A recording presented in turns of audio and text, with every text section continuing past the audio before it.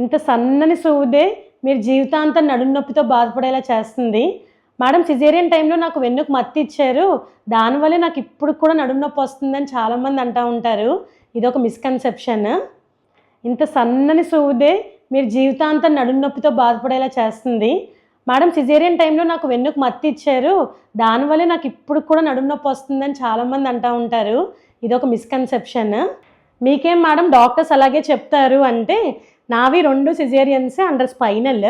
ఈ నీడిల్ వల్ల temporary soreness, pain few days to few months ఉండొచ్చు, కానీ మీ దీర్ఘకాలిక బ్యాక్ పెయిన్కి స్పైనల్ నీడిల్ కారణం కాదు.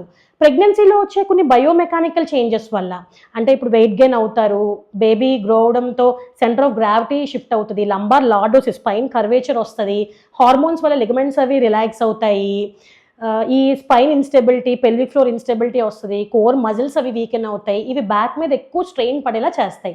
నెక్స్ట్ న్యూ మదర్స్ కూడా రెస్ట్ ఉండదు, కాల్షియం వైటమిన్ డి సప్లిమెంటేషన్ సరిగ్గా తీసుకోరు, బేబీని అలా లిఫ్ట్ చేస్తూ ఉంటారు, ఎత్తుకుంటూ ఉంటారు. దీనివల్ల కూడా బ్యాక్ మజిల్స్ ఎక్కువ స్ట్రెయిన్ అవుతాయి. సో ఈ డిస్కషన్ అంతా పక్కన పెట్టేస్తే, ఎందువల్ల అనుకునే కన్నా ఏం చేస్తే బెటర్ అంటే, మీకు పెయిన్ అక్యూట్గా సివియర్గా ఉంటే ఫిజియోథెరపీ అది చేసుకోవచ్చు.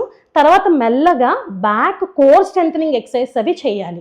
తర్వాత మెయింటెనెన్స్కి yoga, cat and cow pose, Setubandhasana, Bhujangasana లాంటివి ప్రాక్టీస్ చేస్తూ ఉంటే బ్యాక్ పెయిన్ చాలా రిలీఫ్ వస్తుంది.